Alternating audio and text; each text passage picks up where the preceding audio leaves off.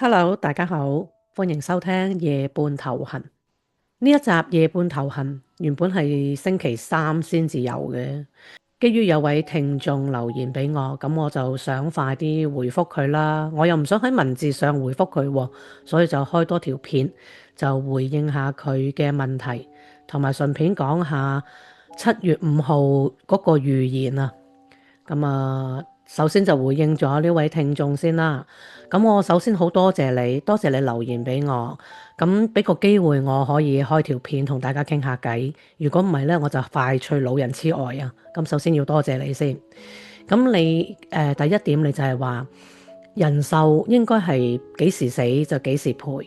咁係嘅嚇，你早買就係包到尾咯，即係譬如好似我有啲係早買㗎，年輕嘅時候買，咁咪就係保到你死嘅時候啦，即係你幾時死就幾時賠，100歲死就一百歲嗰時賠。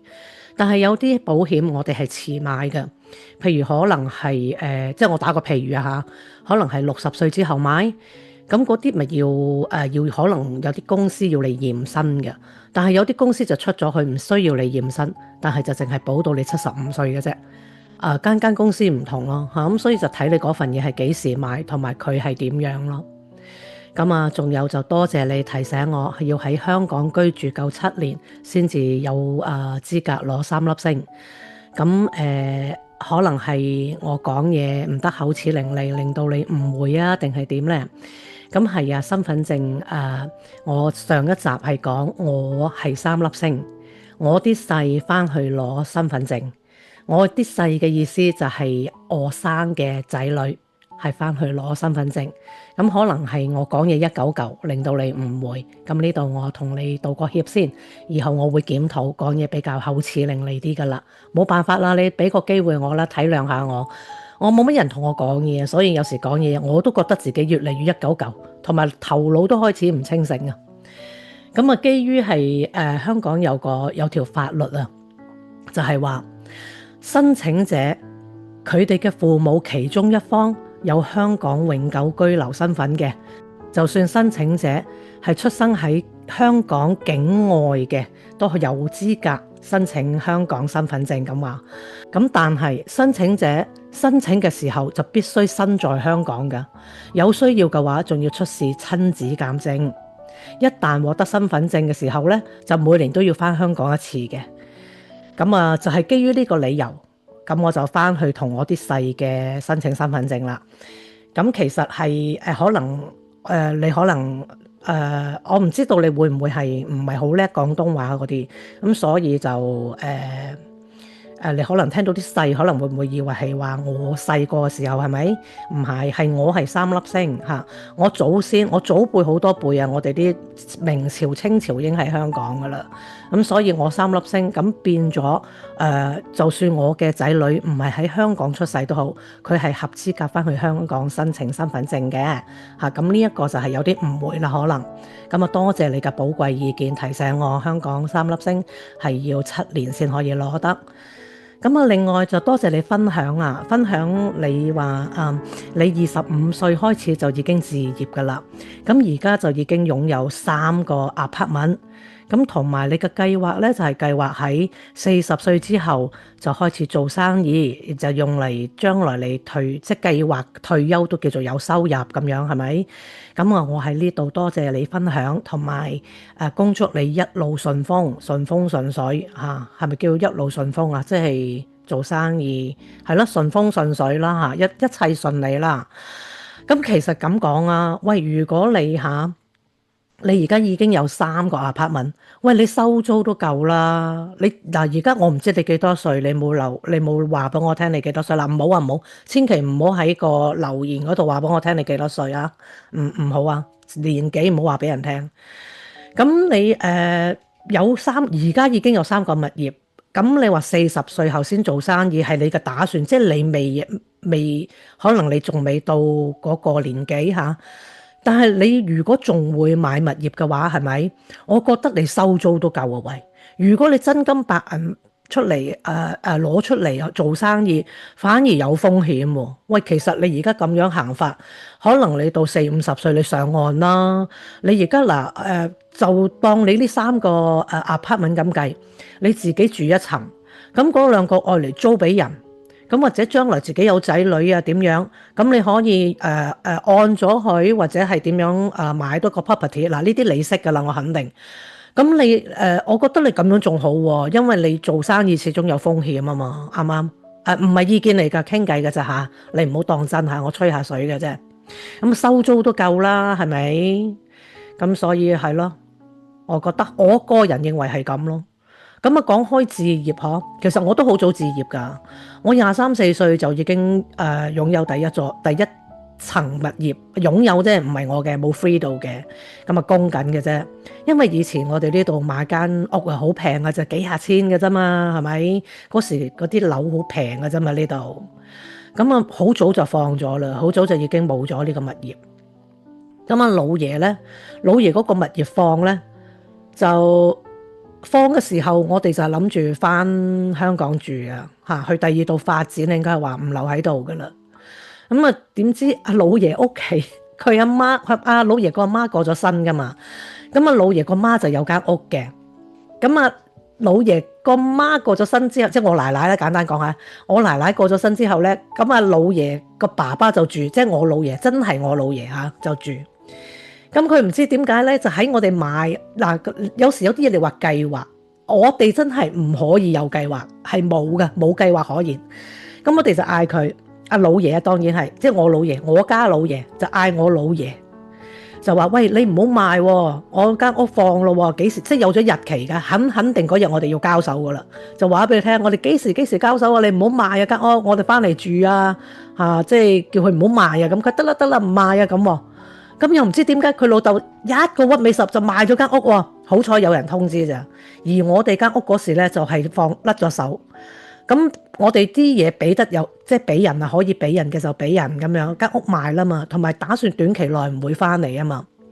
咁啊啲嘢俾得啊俾啊咁樣，咁啊有啲嘢剩，我哋都唔租嗰啲倉嗰啲嘢，因為諗住都唔會翻得嚟咁密，咁啊。你租倉嗰啲要俾錢啊，好多即係有錢銀嘅嘢就費事叫朋友去幫你跟手啦，係咪？咁啊諗住連倉都唔租噶啦，抌得就抌，俾得就俾咁樣噶啦，拍下籮柚就走咁樣噶啦。啊，誰不知佢老豆一個屈尾十賣咗間屋，咁啊好彩有人通知啦。哇，嬲到阿老爺，即係我家老爺，我老公啊，哇嬲到佢啊，真係咁冇計啦。咁啊翻唔成啦，因為冇地方落腳啊嘛，佢老豆都買一間屋咯。咁所以我哋間屋係真係，有時所以有啲嘢係整定咯。你諗住去翻香港去第二度發展，你直情呢個機會都冇啊。咁因為香港不嬲租地方都貴噶嘛，咁所以就冇打算會咁樣翻咯。其實好似我同老爺呢一種情況，如果翻去住酒店啊，或者要租屋住咧，條氣好唔順嘅咧。唔知點解，可能本身自己有屋企喺香港啩，唔知道。咁結果翻唔成啦，係咪？咁翻唔成都不特止啊，整咗個 B 出嚟嚇。咁你話係咪嘔血啦？原本就翻咗，即係離開咗呢一度噶啦。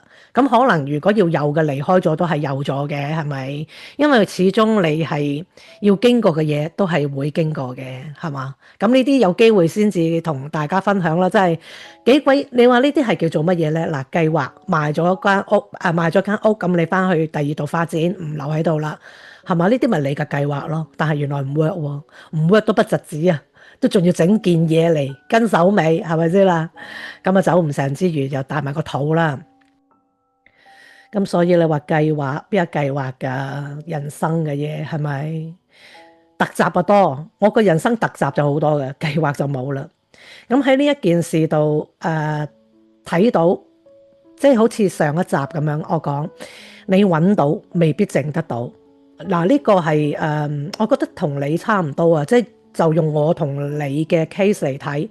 雖然我哋未曾蓋棺定論，咁但係即係就表面咁睇啦。你又係25歲開始置業，咁你而家仲係擁有3個物業，咁變咗係你係剩到嗰一個咯。我同老爺就係剩唔到嗰個咯，係咪？所以人生邊有得計劃啊？我特集就有份啊，真係所以係好難講啊。即係際遇啦，人人都唔同嗬。咁啊，多謝呢一位聽眾嘅留言分享。咁啊，回應就到呢一度啦。咁我就想講下嗰個7月5號嗰個預言啦。即係中意出門旅遊啊，或者係特別中意去澳門去澳門特別中意去日本嘅人就頭痕啦，係嘛？特別係俾晒錢嗰啲啊，即係好多都做好準備啊，訂晒酒店啊，訂埋機票啊，咁到嗰日攞假去就得啦，咁係嘛？而家頭痕啦，退唔退得㗎？係嘛？又唔想冇咗啲錢啦，啱唔啱先啊？而家我講嘅就係分享下我個人嘅睇法，絕對唔係意見或者係諮詢下，純粹係吹水。咁我覺得就咁啦，該死唔使病啦，即係如果要出意外，你出唔出門都有意外噶啦。話明意外，意料之外啊嘛，邊個知啫？啱唔啱先？仲要係天災喎，邊個可以預計得到天災啊？啱唔啱啊？其實咁講啦，人在異鄉，危險性就一定有噶啦，特別係人生路不熟，啱唔啱先？咁每個人，我覺得你自己中意做咩嘅咪去做咯。每個人最難得嘅就係自己中意做乜就做乜。既然覺得啱，想做嘅咪去做咯，係咪？嗱，老實講句，已經發生咗，甚至乎發生緊嘅，你哋都唔驚啦，係咪？你點會走去驚啲未知嘅嘢啫？我講嘅係福島嗰單嘢啊，福島單嘢仲喺度噶嘛，係咪？核污水你哋都唔驚咯，啱啱先啦？咁嗰啲使乜驚啫？仲有喎，大家唔好忘記啊！呢一個預言係嚟自一本書噶嘛。其實大家聽呢一啲坊間嘅傳聞嘅時候，大家都要睇下嗰本書係幾時出噶。呢一本書出嘅時候都已經發生晒㗎啦啲事，只不過就係福島之後嘅嘢就係未發生，咁啱就俾佢博中咗311嗰單嘢，係咪？咁但係就係因為呢一件事啊，就挑起咗我啲陰謀上身啊！咁反而我會覺得呢一本書出嘅背後會唔會有啲嘢啊？係嘛？所以大家可以睇到一啲事，聽到一啲事嘅時候，向呢一啲方向去自己揾下先咯，就唔好話哇我交晒錢㗎咯喎，話 book 咗我攞晒價㗎咯喎，咁樣係嘛？咁既然間講開福島呢一單嘢。咁我想分享翻以前呢一單嘢點樣發生？呢一單嘢就發生喺2004年12月26號 Boxing Day 啊，係印度洋大地震引發嘅巨大海嘯，俗稱南亞海嘯。點解我咁記得呢？皆因呢一個大災難啊嚇，係影響到好多地方嘅，其中一個就係馬來西亞。咁我都有好多朋友喺馬拉嘅。咁就其中一個就比較我會認為係比較有交情啦嚇，即係有啲聯絡咁樣，成日都有傾偈嘅。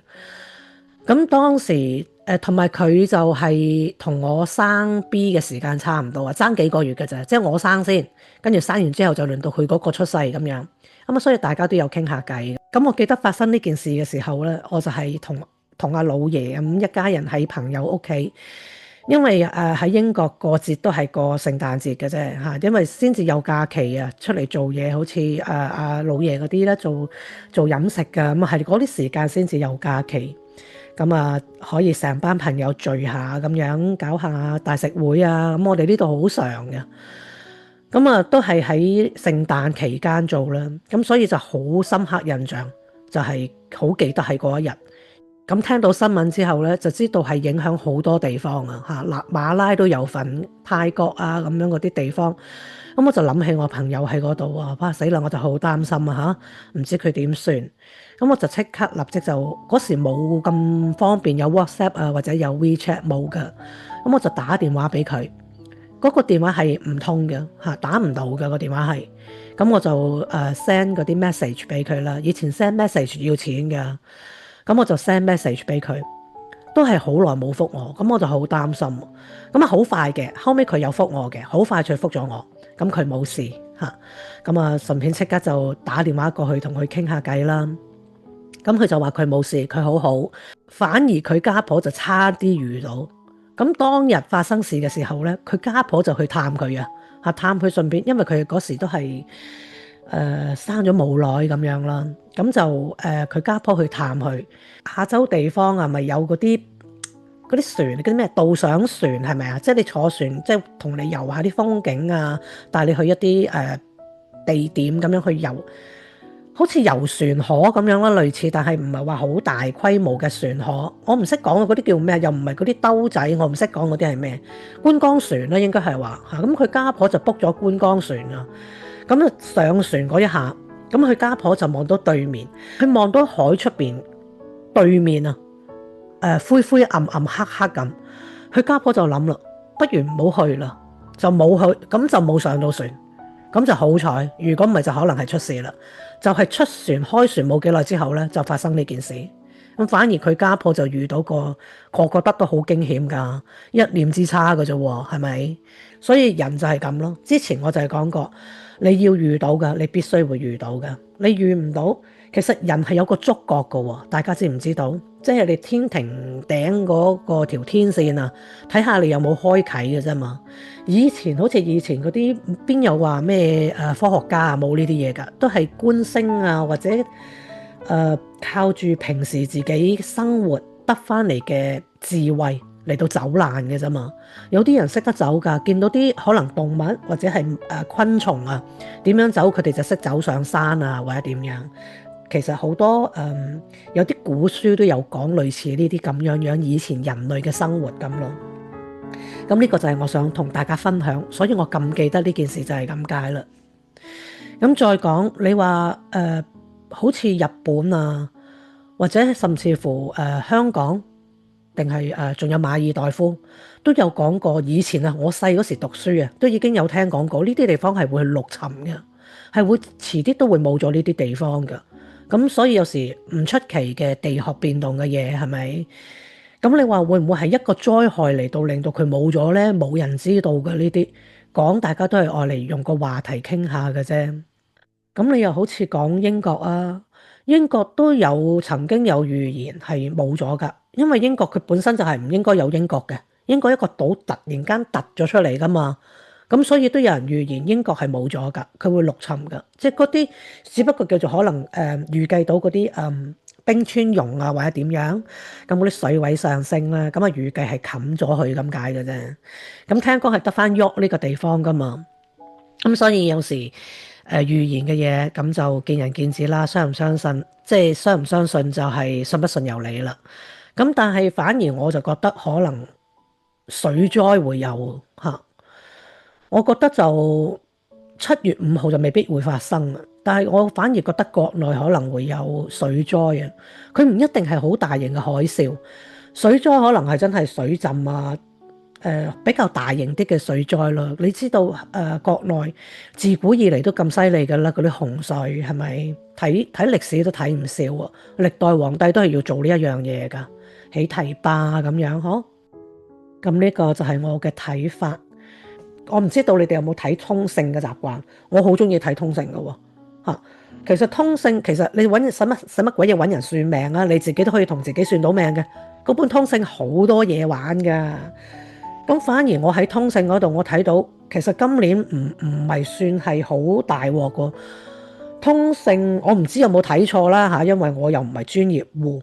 咁啊，通勝反而係我睇到嘅係出年先大鑊。係啊，聽年我想講，出年又會失收啊，各樣嘢嚇。咁所以有時活在當下啦嚇，好好地生活。覺得自己想做乜嘅咪做乜咯，係咪？好似我今日咁，原本今日冇片㗎，咁我想回應下呢位聽眾啊，咁好俾個機會我講嘢，啱啱先啊？如果唔係，哇大佬，我真係覺得我越嚟越鈍啊，頭腦又唔清醒。我有時我懷疑我自己係咪曾經中過風呢？因為有啲輕微中風係唔覺㗎嘛。我覺得我真係頭腦又鈍啦，口齒又唔伶俐啦。我以前嘴嚼嚼，口齒好伶俐㗎嘛。我覺得條脷又厚咗啦，又重咗啦，好似唔係好識發咁啊，唔係幾發到音啊，定係我講嘢講得少？咁啊，好似我懷疑我自己有語言障礙啊。咁我都有同朋友傾，我咪有語言障礙咧，我好難講到，好似我講節目有啲我真係好難講啊。咁我朋友就話：我唔覺得你好難講嘢喎。佢話而家你同我講嘢好清楚，好伶俐啊。我話唔係咧，有啲嘢我真係好難講。佢話係咪個翻譯問題？翻譯出咗問題係咪？咁我就諗啊，都可能係喎，因為我睇嗰啲係唔係廣東話嚟噶嘛，即係唔係話係廣東話字眼白字嚟噶嘛，一係就英文翻譯，一係就嗰啲中文啊，中文翻譯，你中文都要翻譯成廣東話噶嘛，啱唔啱先？咁所以可能都係呢度出現問題，咁變咗其實唔講估咪仲好，唔講估我仲一身鬆，其實做翻譯真係唔容易嘅。唔容易都不特止，唔受歡迎嗰度大鑊啊嘛，啱先啊，所以冇乜所謂啦。咁而家吹下頭痕都幾好啊。